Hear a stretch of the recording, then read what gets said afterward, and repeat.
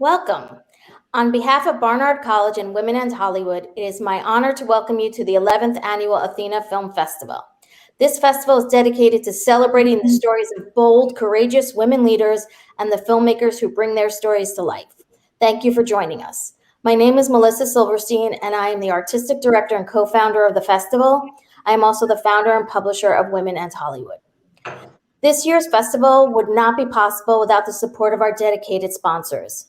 Please join me in thanking Athena's founding sponsor, the Artemis Rising Foundation, and its CEO and founder, Regina K. Scully, whose visionary leadership makes our work possible.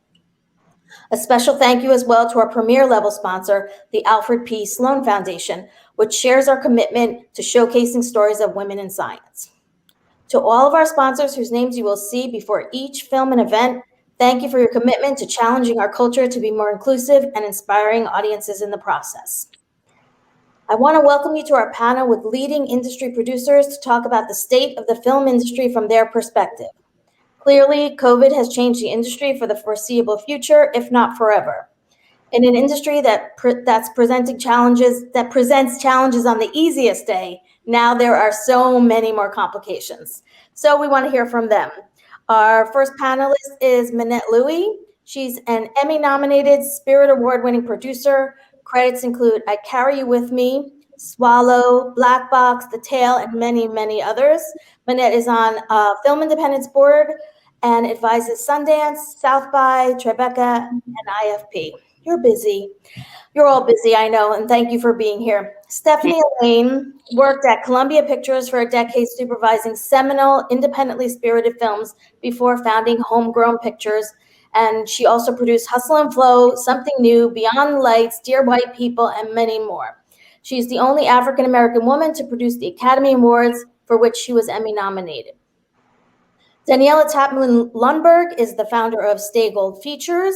Her recent producing credits include Casey Lemon's Harriet. She also produced the upcoming Together Together, which premiered at Sundance 2021 dramatic competition.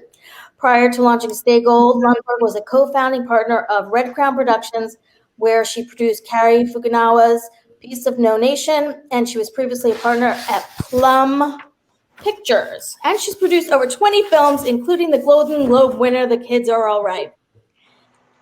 Shivani Rawa. Did I get that? Okay. You did. It's my accent.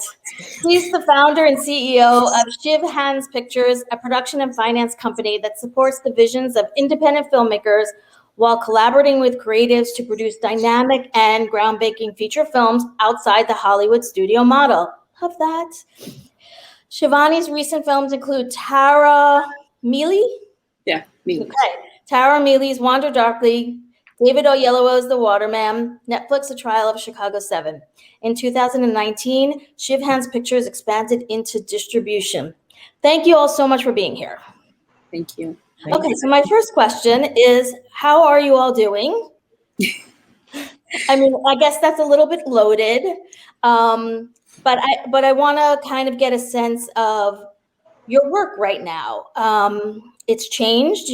I would imagine most of you worked in offices on a daily basis. I, of course, work from my home, so I never went anywhere, so it's not been a big change for me.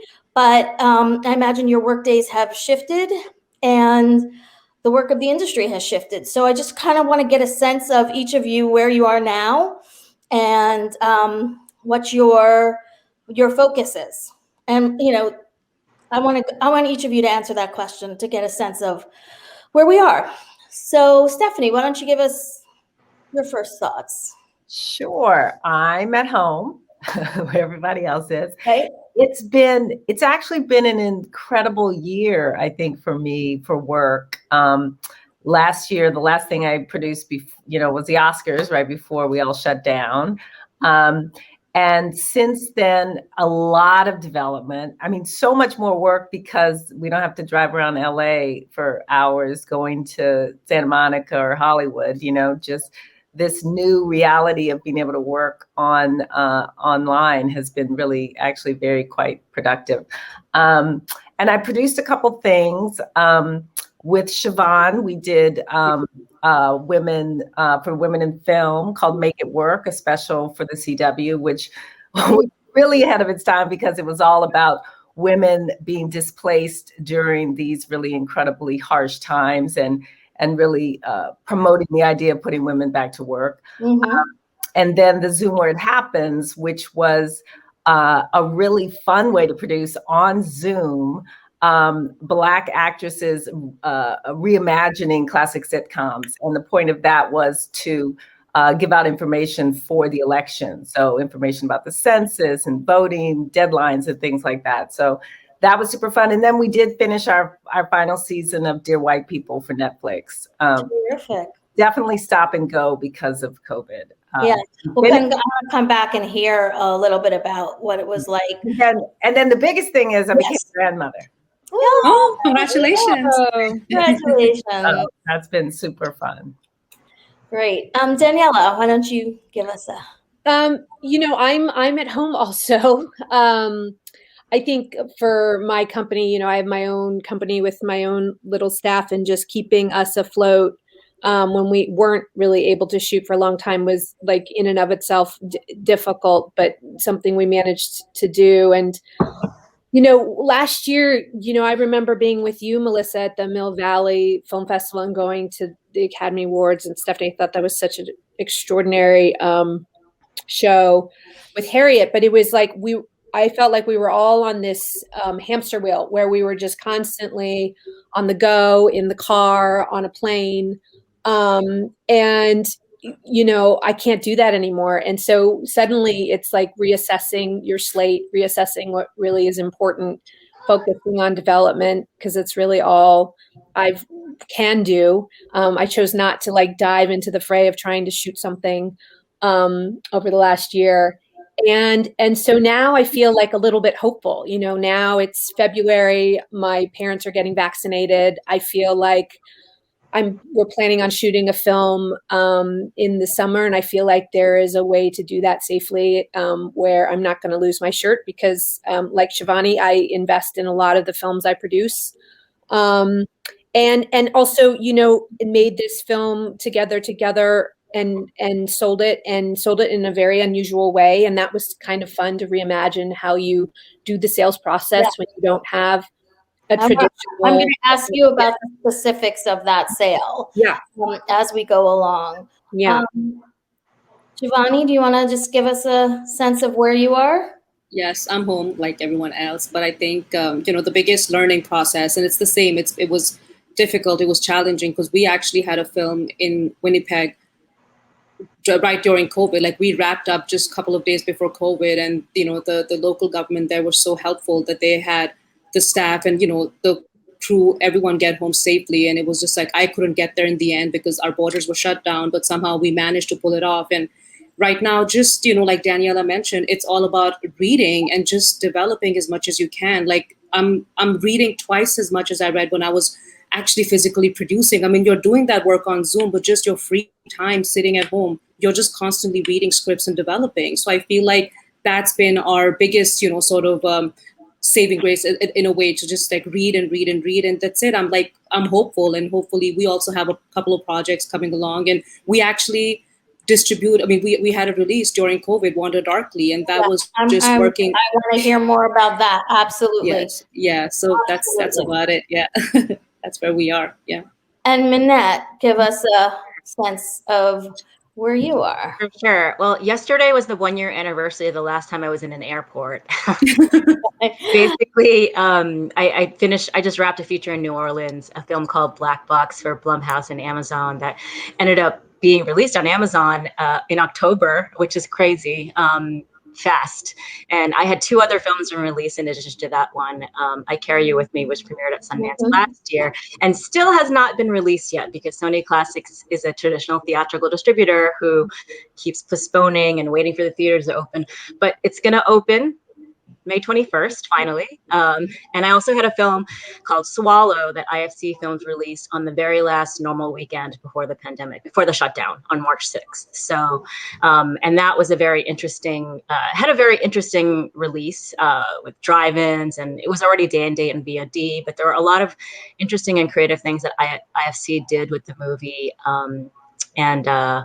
Yeah. So, and Let's elaborate a little bit more on that, the Swallow, because it feels like Swallow has had a really long shelf life. yeah, And I think that's also part of what's going on now is the ways people are finding things is not in the same way as we had experienced previously. So like Swallow, I mean, you're great on social about talking about it, but it's part of the still part of the conversation. So talk a little bit about how you were able to pivot to, and keep it in people's consciousness for so long.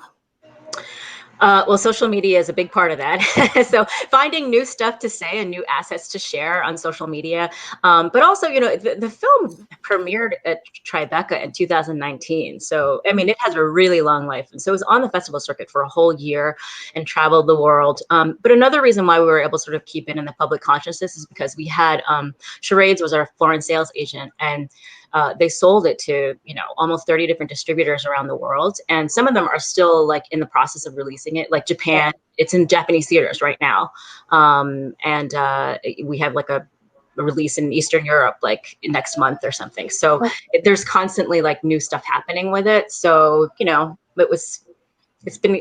be almost 2 years that the film has been out in the public, which is great. And we also really benefited from being an early film in the pandemic because like all the press we did was already sort of, teed up. And so it was one of the few new films available on VOD while everybody else was trying to figure out what to do with the films that they were about to release. A lot of them just ended up holding on to them and waiting it out, hoping that theaters would reopen last summer, right, which obviously they didn't. So we because really you had the VOD already set as part of it, so it was able to just become more robust. Totally. Versus, this I Carry You With Me, which is the complete opposite. Like nobody can see the movie. Right.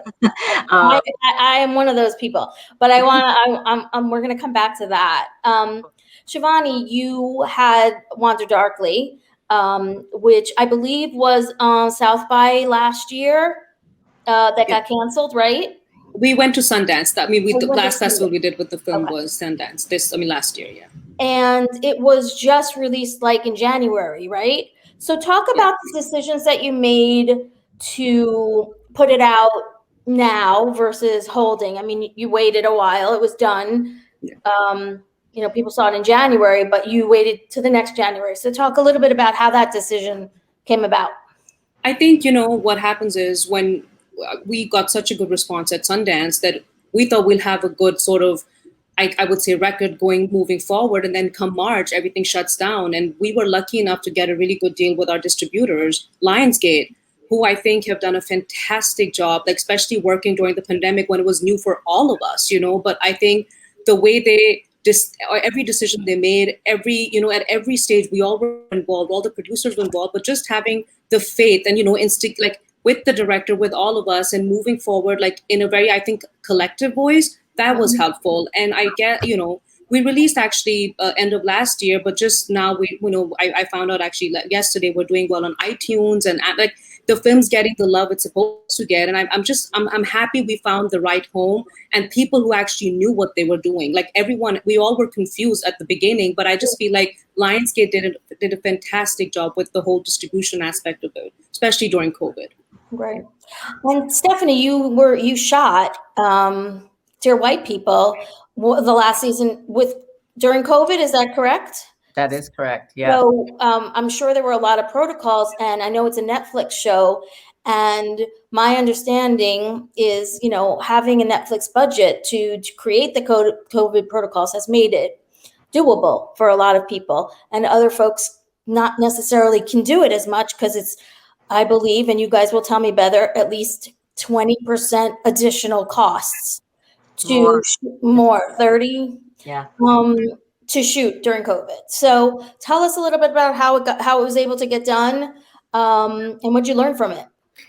Well, this was our last season of the show. We knew that going in, and Netflix was really generous in giving us a little bit more money anyway. And then they added to that with the COVID protocols. Justin's so great. He had a big vision. This is a big show. It's a big season. There's stories inside of stories, inside of music, inside of stories. It's very layered.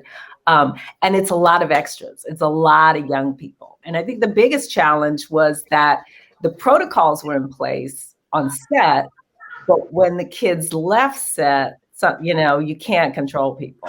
So there was a lot of stopping and starting, but the biggest concern is just that, when you have to shut down for a week or 2 weeks or something, it's hard on people. People want to know that they're working. They want to know that they're going to come back to work. And it all eventually worked out. It took much longer than we thought it was going to take. We literally just wrapped last week. But it all worked out. It's like when you're faced with something as producers, this is what we do. You just figure out a way to go through it because you can't go around it, And for me, this was the fourth season. So I was there literally. I wasn't there on set, which is great because I want to get that vaccine. Like Danielle, I wasn't trying to go out and mix among all those kids for sure. So, it was great for me because I could just, watch the dailies, read, listen to the table reads, read the scripts, watch the cuts and give my thoughts. But so it's really a tribute to Justin and the team on the ground there. They were all young. Everybody was really young and healthy. So we made it through. I have a question though, with Stephanie. Do you want to continue producing that way? I love it.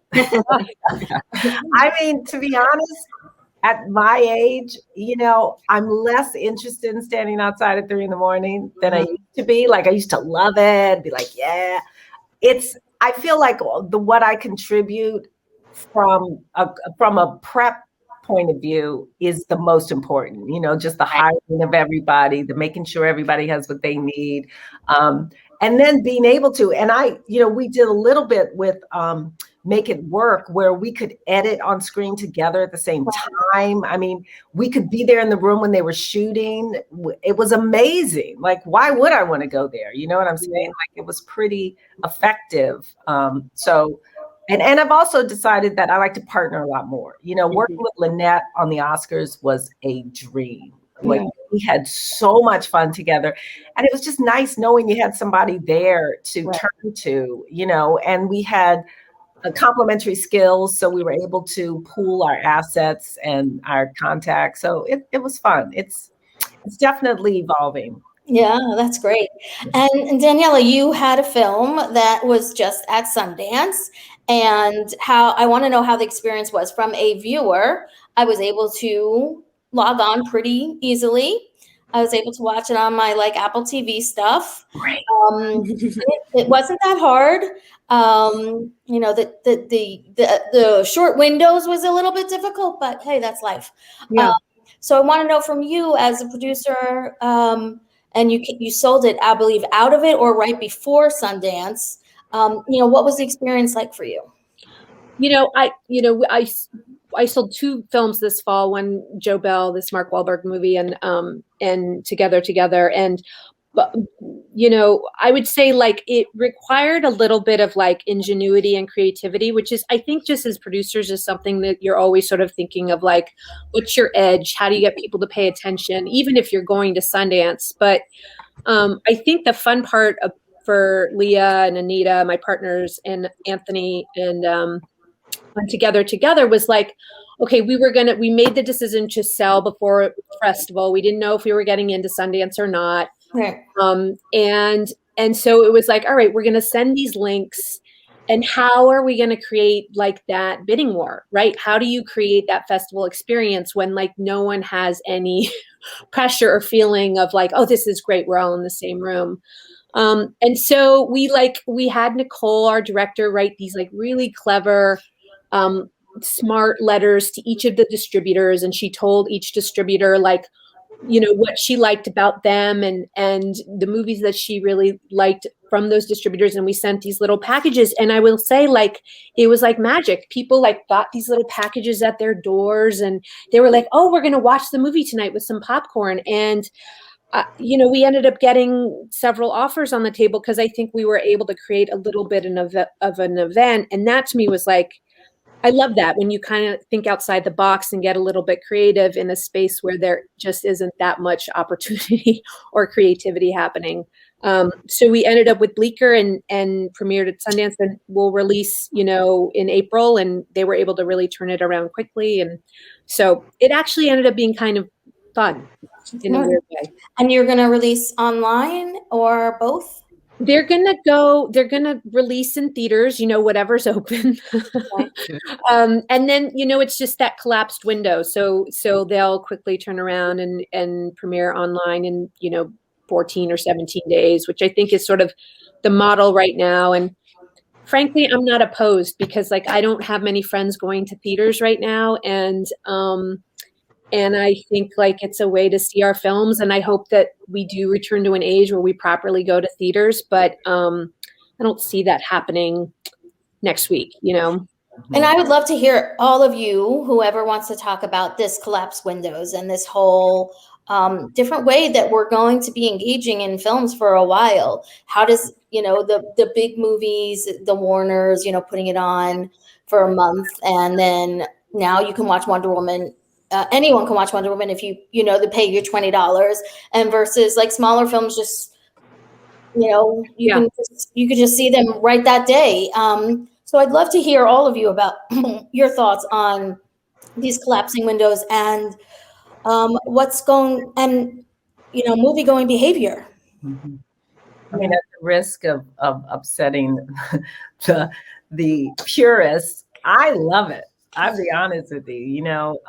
Just not having to go to Sundance and stand in line for 2 hours to see one movie for that day, and just being able to see the movies. It was so brilliant. And I think so many more people participated at Sundance this year than ever, which is, I think, hopefully they will keep an online component because it's fun to go, but a lot of work. And I saw all the big movies. I saw Tenet at home. I saw Wonder Woman. I'd see a lot more movies, to be honest, because, well, there's nowhere to go. Like Shivani, I'm reading and watching movies all the time, but I think it's brilliant. I think it's great. And I think with Judas and the Black Messiah, they give you a window, you watch it, and then they take it away. So it still has that sort of special feeling. Yeah. So I say brava. I like it. I'm mixed about it. I mean, it's like schizo. I feel very schizo about it because, like I said, I Carry You With Me, it premiered over a year ago. We've been dying for, people to see this movie. My director, Heidi, has been, it's a hybrid movie. So she's been shooting the doc portion since 2012. It's just been forever that she's been waiting, that we've been waiting.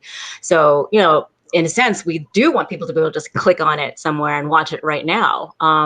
But, at the beginning of the pandemic, I kept trying to make Sony Classics come up with a plan B. I'm like, what if theaters don't open for a year? What are you gonna do? What's the VOD plan? And they refuse to talk about it. They're like, no, they think anything on screen is television. They truly believe in the theatrical model, and they kept telling me, listen, your movie is special and it needs to be handled like a special movie, and it can't be sold with a thumbnail on screen. Some movies can, they acknowledge that, but my movie has no stars in it. It's got some Mexican guys, it's Spanish language, so we would get lost, in the same way that this Taiwanese movie, A Son, got lost on Netflix until Peter de Bruges put it as his number one in his top 10, and then suddenly everyone's discovering it. But Scorsese wrote that recent essay about cinema in Harper's this week.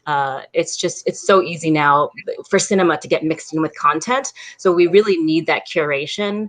And so my thing is how do we gain that curation if we're all drowning in a sea of content, frankly? And even, I look at film Twitter, whenever they, a lot of critics and people on film Twitter, they get links for 24 hours and they watch them and then they do their hot takes. And then it's over, and then the film just disappears, and it just feels so quick, It's like, oh, on to the next one, on to the next one. So it doesn't feel as special. So I do feel very ambivalent about the whole thing. But what if the movie theaters are not open in May? I don't know. I mean, we'll have to figure that out. I really feel like we're in the middle of this Wild West, right? We all this stuff continues to evolve and happen, and we're just as content providers and creators like just trying to keep up and figure out how to survive ourselves and also make great content. But I think, Minette, you're right. It's like, how do we keep things feeling like events and special when there's like 100 new Netflix shows every week, you know, and it's like something that they're promoting as a way to like stick with Netflix as opposed to Disney Plus. And it's such a space race right now.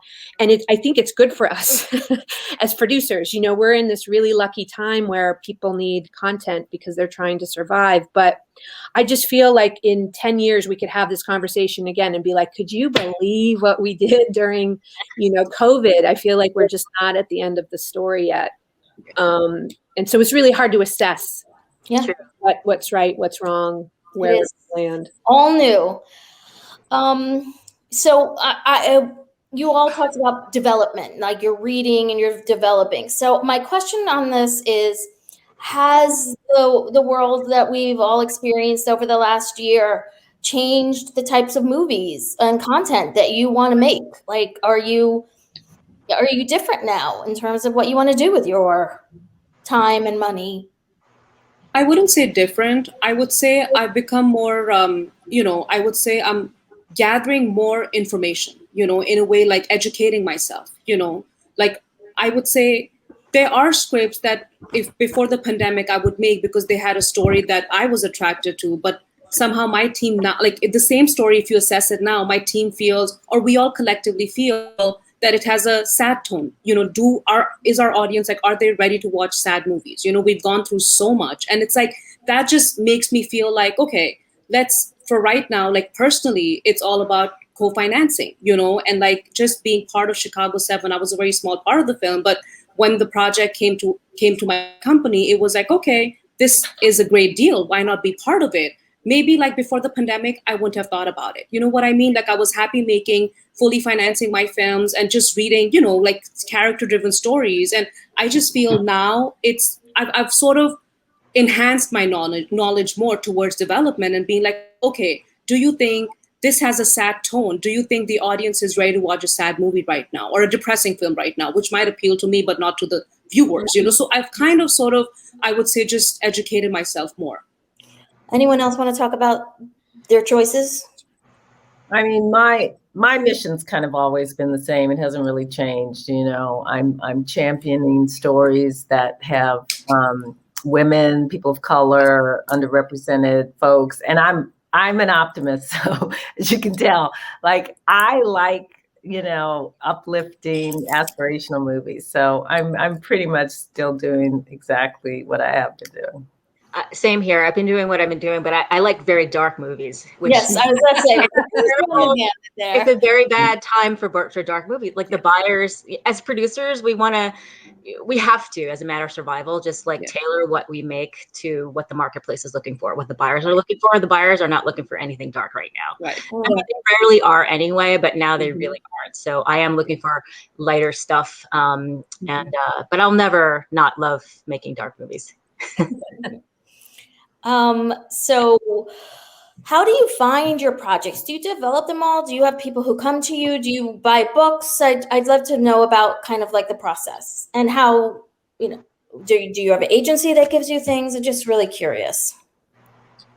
So funny. I find like this stuff, and not to like begrudge the agencies, but like the things I get from the agencies are typically not the things that I pursue. It's like, I feel like I'm definitely like on the lower tier of the submissions list. And so most of the things I find are either books or scripts that come through my own personal network of friends and other producers, or even like books I've read and pursue, and they tend to come through like my smaller network or my own original ideas than through like the larger like studio agency system. And that's just been my experience. I don't know about the other ladies. Yeah, the same. Mostly from my own filmmakers. I love my agency. Yeah. And they really know what I like. I'm at UTA and they really understand because I pass on everything. I'm like, just don't even send me something with a lot of violence. Don't even look at me. Yeah, same. So Yeah. I really, really have they know what I like. And so when they send me something, I'm like, oh, I kind of like this. So Right. I've been lucky because they've sent me some really, really interesting things. So it's been helpful. And I have a deal at Warner Brothers for television, and I basically train the folks who work with me to know what I like. So Yeah. I'm like either I'm all in or it's a pass. Like there's no sort of middle ground. There's just no time. I have a really small company. I have somebody that develops with me and we have an assistant and that's it. So there's just not a lot of room for, busy work. Mm-hmm. I should also mention that I have a new company called The Population with Molly Asher, who's produced Nomadland, and Derek Wen, who worked with me at Game Changer. So it's a fairly new company, and thankfully because we have not been in production at all this year, we were lucky enough to get this first look deal with Topic Studios, which grew out of me developing a limited series with them. Which is actually another thing, is that we're doing more series because that's what sort of people are looking for. So it's my first limited series. And your deal with Topic is that they invest in you financially, or do they have a right of first refusal? What kind of deal is it? It's a first look deal, so they basically, give you some overhead, and then they get a first look at all of your projects. And if they pass on it, then you get to show it to third parties. Great. Yeah, and I have that with Endeavor Content. I really want that. So Shivani, you expanded into distribution recently, and for somebody who kind of watches the landscape of content directed and also about women, written by women, distribution is a fucking big problem. And it's just like, we have the pipeline and people still fall out, but distribution is like you need a plumb, right? So talk about why you got into distribution and how we can, break up this clog in the pipeline. I'll be very honest. I don't personally distribute them. I always collaborate with the distributor, and I'll tell you a short story behind it. Is I had a film called Brian Banks, which I did with Amy Baer and Monica Levinson, and Amy was very passionate. She brought me the project, and I just the story and just what happened with Brian in real life touched me, and I was like, okay, we're in this together, and we were developing the project for almost 3 years. We brought on Tom Shadyac to direct the film. We had a really good project. And when it came to the time to distribute it and meet certain studios and just distributors, I got very, agitated when the answers were like, oh, we love the project, but we don't know how to market the film, or we don't know how to, release the film. And that's when it was kind of frustrating because I felt like I had a vision for the film. The story was, when we were testing the film, people were standing in line after the movie got over to meet Brian, and just like everyone was emotional. So, anyways, long story short, I collaborated with Bleecker Street and I co-distributed the film with me. Bleecker being, they're my sister company, but we, I said, okay, they were interested in the film. And I wasn't the type to wait with the film in my cupboard. I just wanted the film to go out. And I was like, why not co-distribute with them? And then the same year, Andrew Carpin of Bleecker Street, he brought me Hotel Mumbai, which was a project that they were interested in distributing. And he said, would you be interested to co-distribute this with me? And when I watched the film, I felt proud. And I just felt like somewhere, Anthony Maraz, the director, had beautifully showcased the emotions throughout the film, and I just wanted to get on board with that. So realistically, it's just been 2-3 films, but whatever I've done, it's mainly my projects that I don't get a good, sort of response from studios. I just somehow paved the way to co-distribute it with distributors. Yeah. It's so amazing that people who are in distribution can say, I don't know how to distribute this. Like, that's your job. Figure it out. Yeah. But they can't do it. They cannot do it. So it's just, we've had a lot of movies being figured out how to be distributed outside, so it's like you can learn, or you can just pretend that you don't know how to, that there's no model for you to.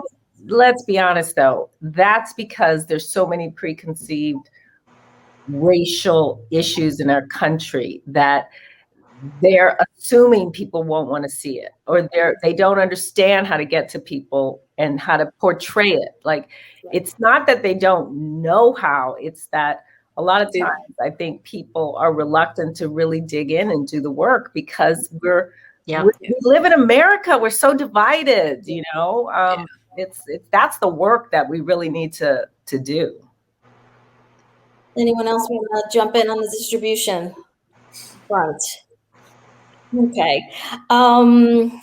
So all of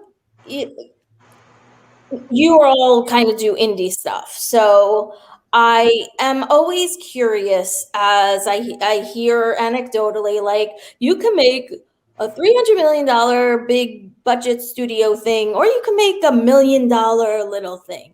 And something's got to give, the Nancy Meyers type thing, or the, anything Mike Nichols directed. I'm reading that book about him, like that sweet spot that existed that was probably 50, then became 40 million, and now is. How do people who want to make a $20 million movie or a $30 million movie navigate? Netflix, Amazon.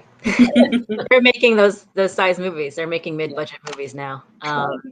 So, which is why I think Daniela said it's a good time for producers, because the appetite for content from these streamers is so voracious. They don't have enough executives to oversee everything, and so they often hire outside producers. That's my Blumhouse Amazon thing. That the last thing that I shot was that exactly. They needed a creative producer on the ground to work with the director, and they just kind of plugged me in there. And so I think there's been a lot of opportunities that I've seen that are like that, sort of creative producers for hire, which I think I haven't seen as much as I am now.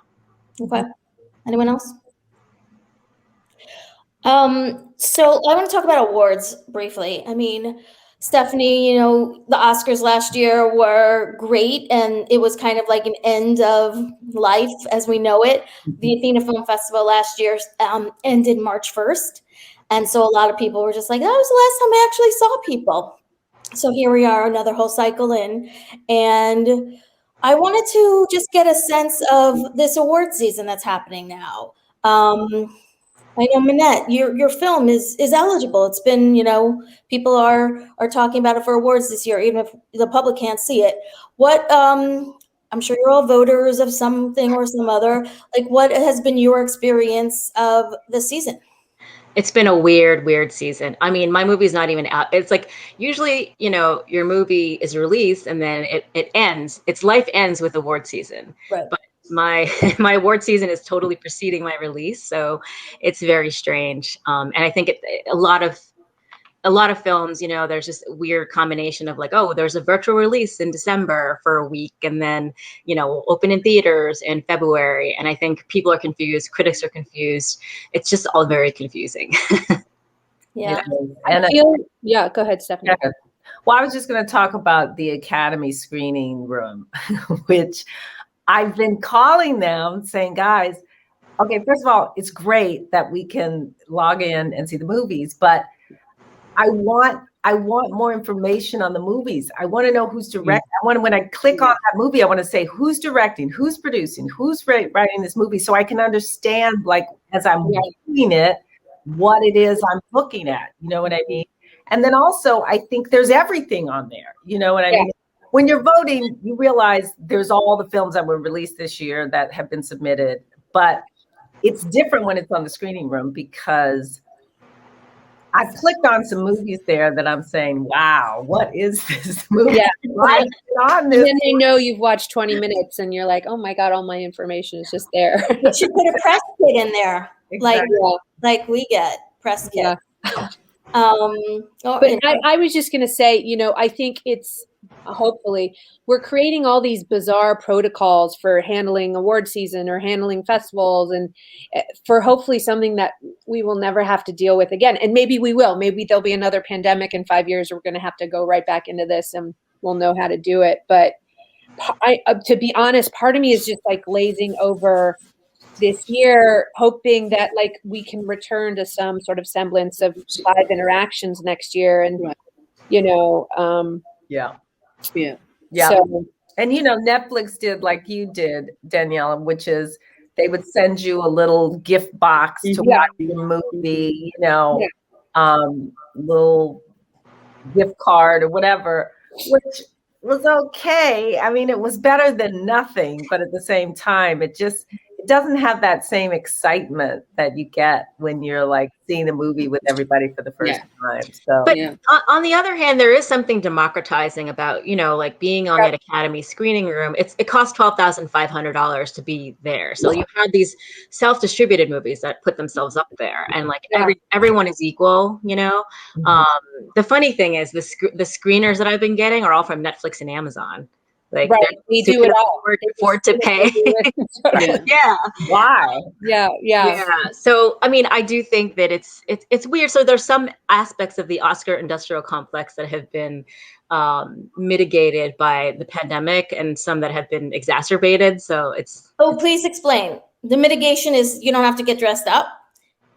Well, the mitigation is like there's no whining and dining. I mean, yeah, it's nice. It's no bullshit. Nice.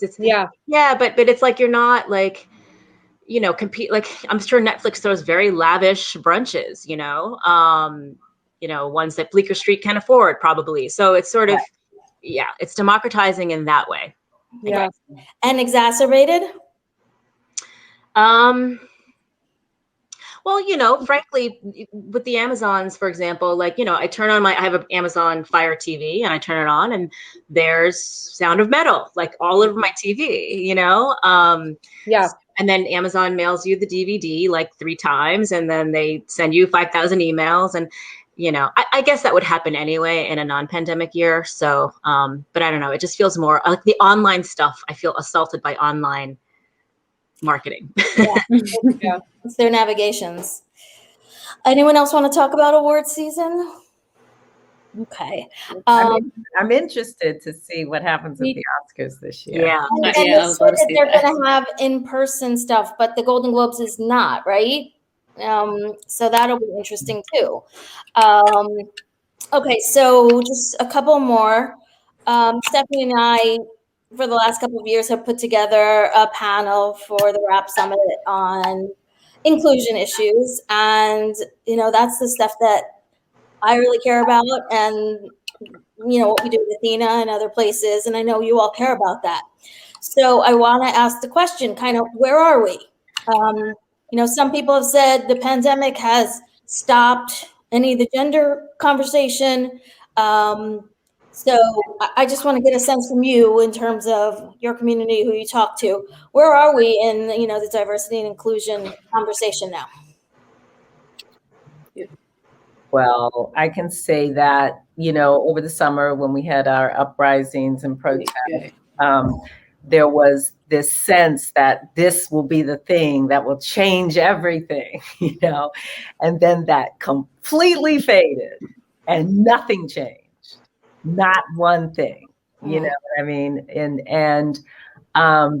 So I can't tell you, there is a lot of, I'm part of a lot of groups that get together regularly to talk about change, to talk about what we can do. We're making plans. We're doing research. We're trying to put together ways to present information that can start to trigger the change. But the fact of the matter is that the entertainment industry, the Hollywood corporations and the C-suites are the least diverse industry in our country. You know what I mean? And yet we make the culture. Right. That's a huge issue. And I don't know how it's going to be resolved, but the platitudes and the promises and we can do better is just not enough. Yeah. I feel I completely agree with Stephanie, but I feel that, it has to start somewhere. It doesn't have to be a massive and all of a sudden, we're hiring 200 people. It can be as a small thing, but just sort of like, a movement. Like in my company, when I was filming Brian Banks in Memphis, and again, a small story, it was so weird to see no person of color there on set in Memphis, Tennessee. And that just, except me and maybe two other, like, crew members, myself, and, that just sort of, surprised me. And we introduced this PA program that what we would hire 3 to 4 PAs, just of color to help us on set. And we sort of started that as just improvise it for all our films, so that's just, again, it's just a small movement that I decided to start. I'm like, what, where we can help. And we had great PAs who helped us. And one of them actually, I heard, was, just before the pandemic, was the person, I think she was the PA on Bosch. She managed to go there too. But it's just like somewhere you start. But I feel like if everyone sort of collectively thinks in that direction, I know even I'm part of so many groups, we make plans and we talk about it. But like Stephanie said, we're the most, I would say, we sort of make the culture, but yet we're really far behind. And I feel like just starting somewhere can help if everyone thinks in that direction, I think we were beyond starting. I think we need to, I feel like shooting in New Orleans, I hated it because it was literally my director was Black, my cast was Black, and I'm Asian. We were the only people of color. Yeah. Everyone else working crew were white, and it was a very hostile set, I have to say. And, there are these programs that, hire people of color to direct movies and stuff, but they don't realize that what a hostile environment they're putting us in, So the unions need to do something about that. There was some chatter about that in the summer. I don't know if they've done anything to colorize their ranks, they really need to. And, and they need to start writing us checks and stop like throwing us a bone by ghettoizing us into these diversity programs, these trainee programs. It's like, write me a check. I have an Asian American movie with an Asian American director. I have a Mexican movie with a Mexican woman director. Write me a check so I can go shoot the movie. Thank you. Yeah. Right. That is exactly right. The one good thing that happened today is that, Diva Ava DuVernay launched array.crew. Yes. Arraycrew.com, which is a go-to place to find, because I can't find a Black DP. I can't find a Black blah, blah, blah. Well, there's a spot now you can go to, log on, see their credits, blah, blah, blah. So it is things like that can make the conversation forward. Cool. I couldn't, everything you guys are saying, like, really resonates with me. I would say, like, during the pandemic, when the Black Lives Matter movement, like, really emerged, not that it hasn't been there forever. My company, we sat down and we were like, we're producers, right? We're practical people. Stop talking. Like, what are we going to do to diversify our crews? What are we going to do to, like, really push the movement forward? Because it's not just about hiring people of color. It's like addressing the systematic issues that, like, you can't pay if you don't pay interns and you don't pay young people, a lot of people are going to be blocked out of our industry. And a lot of the people who get into our industry are people who can afford to work for $20,000 a year or whatever it is. And so, like, we need to start addressing, like, the larger cultural issues. And so we put together a list of pledges that we put on our website and we're committing to for our productions. And I just think, like, each of us has to take on that individual responsibility if things are going to change. Right. Absolutely. Thank you. Okay, so last question, kind of like speed round. So when you're not working as a producer and you're, like, reading a book or watching television, what have you enjoyed over the last year or whatever? Some things that, like, have stood out to you as just not for work. Bridgerton. Yeah. Yes. Nothing like pure sensual pleasure and fun. Yeah, that was a good one. Minette, anything? I have a 5-year-old that is going to remote pre-K, so there is no free time. Yeah. But I have really, this is the first time I opted into doing the foreign language voting for the Academy. And That was Oh, it was great. I loved it. It was, I want to do, I mean, I had the time, so it was some time. But yeah, it's just amazing. There's a whole world of cinema out there that. And especially this year, because we're so locked in, we can't go anywhere. So I felt like, oh, I'm in Vietnam. Totally. Oh, I'm over here. It was really fun. It was great. Anyone else want to give a tip? Sex Education's great on Netflix. Lupin is great. Has You know- anybody seen Barb and Star go to Vista Del Mar? I did. Is it- haven't. Is Did it you like funny? I'm worried it's not as funny as I want it to be, but is it? No, it's not, but who cares? You know what I mean? Like, it was a great diversion. I'll take it.